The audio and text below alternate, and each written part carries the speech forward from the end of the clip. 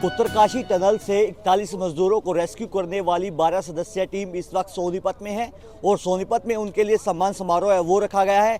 और उस टनल से किस तरह से मजदूरों को बाहर निकाला गया उस पर ज़्यादा जानकारी देने के लिए हमारे साथ मुन्ना मौजूद हैं, जिन्होंने एक अहम भूमिका है वो उस रेस्क्यू ऑपरेशन में वो निभाई थी। पल पल की जानकारी है वो इनसे लेंगे। मुन्ना जी, किस तरह से इस रेस्क्यू ऑपरेशन की जिम्मेवारी है वो आपको मिली, कितनी कठिनाइयों का सामना है वो आपको करना पड़ा? मेरे दोस्त वकील हसन है जो हमारे पार्टनर हैं और इन्होंने मेरे को कॉल करी थी, मुन्ना हमें उत्तराखंड जाना है, 41 भाई फंसे हुए हैं और अभी जाना है। रात के 11 बजे थे, मैंने रात के 11 बजे क्या दिक्कत है, बोलने लगे 41 भाई फंसे हुए हैं और उनकी जानों का खतरा है और उन्हें निकालना ज़रूर है। मैंने भैया ठीक है, मेरे को 1 घंटा दो। हमने 1 घंटे में 12 बजे तक सारी अपनी टीम जो 6 लड़के थे दिल्ली के तैयार हो गए थे। उसके बाद जो हमारे अशोक जी थे उनका फ़ोन आया, बोल रहे हम 2 घंटे में जवाब देते हैं, आप जब तक नेटवर्क में रहना, सोना मत। हम सोए नहीं, मैं 5 बजे तक जागता रहा। मैंने भैया को रात पूरी 12 बजे से और 5 बजे तक मैंने 3-4 कॉल करी। मैंने भैया क्या हुआ क्या हुआ, 5 बजे तक फिर मेरा देखा, मैंने चलो अब जवाब नहीं आ रहा, अब सो जाओ। मैं सो गया, 3 बजे उठा, फिर मेरी आँख खुली, मेरा फिर वहीं ध्यान गया। मैंने भैया को कॉल करी, मैंने भैया कॉल करो क्या हुआ, जवाब नहीं आया। बोलने लगे अभी करता हूँ, वैसे अभी जवाब नहीं आया। मैंने करो। जब इन्होंने कॉल करी तो उनका जवाब आया, आप वहाँ से चल दो। 23 तारीख को हम 3 बजे हमारी बातचीत हुई तो हम 7 बजे वहाँ से अपना सामान इकट्ठा करके और वहाँ से निकल गए। सुबह 24 तारीख को हम 5:15 पर वहाँ पे पहुँचे तो हमें इंजीनियर ने बुलाया। इंजीनियर जो थे बोलने लगे आप सोओगे या वहाँ पे काम देखोगे। मैंने पहले हम काम देखेंगे जब ही सोएंगे, उससे पहले नहीं सोएंगे। हमने काम देखा, हमने ठीक है हो जाएगा। उसमें आगे सरी आती तो दोपहर हम जाके सो गए। दोपहर में आए तो वो ओगर डालने लगे। मैंने आप एक काम करो, हम ये सरिया वरिया सब काट लेंगे, या तो जब डाल लेना नहीं तो आपकी मर्जी। वो बोलने लगे ठीक है हमें 2 घंटे दे दो, हम अपना कर देंगे और नहीं हुआ तो आपको सौंप देंगे। हमने फंस जाएगा देख लो, आप बोले कोई बात नहीं। वो फंस गया, उसमें हमारे 3 घंटे गए, वो 3 दिन गए। उसमें हमें 3 दिन का बहुत अफसोस हुआ। मैंने 3 दिन भाई अंदर है क्या होता है क्या नहीं। अच्छा, जो मशीन जो चल रही थी जो काटने के लिए सरिया अंदर फंस गई थी। अच्छा। वो सरियों में फंस गई थी। अच्छा, उसको बाहर निकालने में 3 दिन लग गए। उसको बाहर निकालने में 3 दिन लगे। चौथे दिन हम लगे, चौथे दिन क्योंकि हम 24 को पहुंचे, हमारी 27 को हम उसमें लगे 3 बजे काम में निकल अपना पत्थर काटने में और जो सरिया काट रहे थे उसमें। हम 27 को लगे थे, 28 को हट गए थे अंदर काम करके। 28 को 5:30 बजे हटने के बाद हम अपने टाइम दिया 29 तारीख को। 31 तारीख को हम वहाँ से अपने चल दिए घर पे और 31 को घर पे आ गए। हमारा बहुत स्वागत हुआ और भारत ने हमें इतना प्यार दिया, इतना जज्बा दिया बहुत, क्योंकि हमें कुछ लग ही नहीं रहा था, इतना प्यार मिल रहा था। मैंने अब तो जैसे हमारे शहीद होते हैं ना, ऐसे ही हमें वो लग रहे थे हम भाई, हमारी जान ना चली जाए हमारे भाइयों की। इसने हमारा जनून बना पड़ा था। और जो हमारे भाई बॉर्डरों पे खड़े रहते हैं, ऐसे हम उन पत्थरों से लड़ रहे थे, क्योंकि जैसे वो हमारी रक्षा करते हैं ऐसे हमारे ये जनून था, हम इनकी रक्षा करें।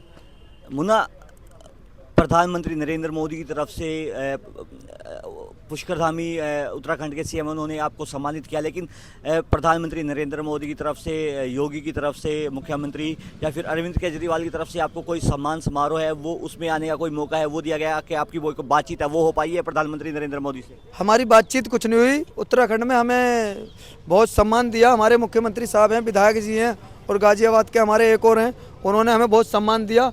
और मैं जानता हूं अभी उन्हें टाइम नहीं है हमारे, क्योंकि प्रधानमंत्री हैं, बहुत कॉल आती हैं, बहुत दिक्कतें आती हैं, तो इसलिए अभी टाइम नहीं मिला हो, मिले 2-4 दिन में। अच्छा, अफसोस है इस बात का कि प्रधानमंत्री नरेंद्र मोदी ने आपसे मुलाकात नहीं की? हाँ अफसोस है। हमारे जो 41 भाई थे उनके पास गए थे सबके, हम तो दिल्ली में बैठे हैं, हमारे पास तो उन्हें पता भी नहीं पड़ता कब आए और कब गए। मगर इसी बात का अफसोस है अभी तक हमारे कंधे पे हाथ नहीं रखा। देखिए, मैं आपको उस शख्स से मिलवाऊंगा जिन्होंने इस पूरे रेस्क्यू ऑपरेशन को एक शिद्दत से है वो अंजाम दिया। सर, किस तरह की कठिनाई है वो आई? मुन्ना हमें बता रहे थे कि जो मशीनें हैं वो उसमें फंस रही थी सरिया में, उसको निकालने के लिए कोई टेक्निकल बंदा है वो नहीं चाहिए, लेकिन इन मजदूरों ने वो कमाल करके दिखाया, जो कि कम पढ़े लिखे हैं लेकिन देश के नेशनल हीरोज़ हैं, वो इनको कहा जाने लगा है। जी बिल्कुल ऐसा है सर। वहाँ बड़ी बड़ी मशीनें लगी हुई थी ऑलरेडी और 10 किलोमीटर पहले से ही बहुत सारी मशीनें स्टैंड बाय थी। मतलब इतनी मशीन थी कि अगर एक मशीन फेल होती दूसरी मशीन लग जाती। और ये चीज़ देख के हमें भी अपने आप पे शक होने लगा था कि यार जब इतनी मशीनें ये कामयाब नहीं हो पा रही तो हम लोग कैसे कर पाएंगे। लेकिन कहते हैं ना कि ऊपर वाले का काम हमसे लेना था। 145 करोड़ लोगों में हम रेयर इंसान हैं, हम तो ये कहेंगे अब तो रेयर इंसान है सर। तो मेरा कहने का मतलब है हमारे लड़कों ने इम्पॉसिबल को पॉसिबल कर पाया है, ये इनकी इच्छा शक्ति की बात है। ये सोच के गए थे कि इस काम को हमें करना ही करना, वरना वापस आना ही नहीं है। सबका ये लक्ष्य बन गया था। ये मैं इस चीज़ को नहीं बोल रहा कि आपके सामने बढ़ा चढ़ा के बोल रहा हूँ, ये मेरे से बोल रहे थे, मुझे फिक्र हो रही थी। मैंने यार तुम कर भी लोगे, मैंने लास्ट पाइप तक यार कर लोगे यार। इन्होंने कहा भैया आप बस शांत रहिए, इसे हम करके ही जाएंगे, वरना हम यहाँ से जाएंगे ही नहीं।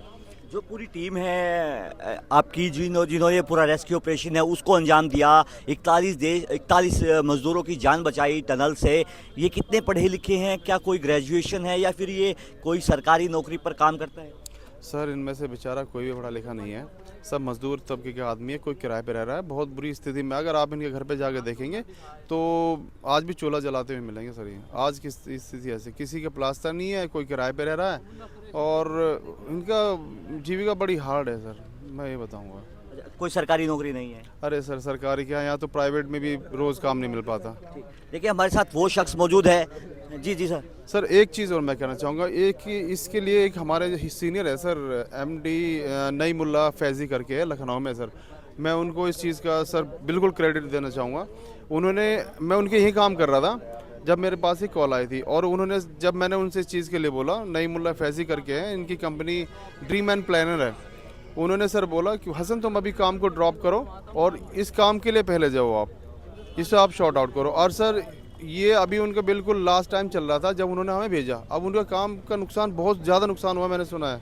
तो मैं सर उनको भी कहना चाहे सरकार उनके लिए भी सोचे सर, क्योंकि सेक्रीफाइस उनका बहुत ज़बरदस्त रहा है सर। देखिए हमारे साथ वो शख्स भी हम आपसे जोड़ेंगे आपसे, जिन्होंने अब सम्मान समारोह है वो इन मज़दूरों का है वो रखा है। राजीव जी, सम्मान समारोह है वो आप आयोजित कर रहे हो इन मज़दूरों का, कहाँ ये सम्मान समारोह है वो आयोजित किया जा रहा है, किस तरह से रोड मैप है वो रखा गया है?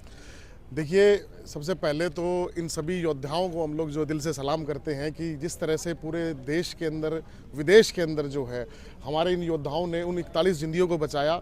उनके मान सम्मान के लिए आज दलित पिछड़ा शोषित आवाज़ मंच के माध्यम से पूरे शहर के अंदर हम लोग जो है अभी आज यात्रा की हम लोग शुरुआत करेंगे यहाँ से, और गीता भवन और जो है ककरोई चौक से ईदगाह होते हुए अपने संगठन के कार्यालय पे जाके जो है इसकी हम जो है समापन करेंगे। और इसमें आप देखिएगा कि देखिए यही हमारे देश की खूबसूरती है कि जो देश के योद्धा है वो किसी जाति धर्म या मजहब से नहीं होते हैं। उसके लिए कभी स्वर्णकार संघ सामने आगे समर्थन करने के लिए तैयार है, तो कहीं वकील भाई हमारे समर्थन करने के लिए तैयार है। अलग अलग सामाजिक संगठन जो है वो हमारे साथ में आगे हैं इसको समर्थन करने के लिए, और ये हम लोगों की नैतिक जिम्मेदारी बनती है।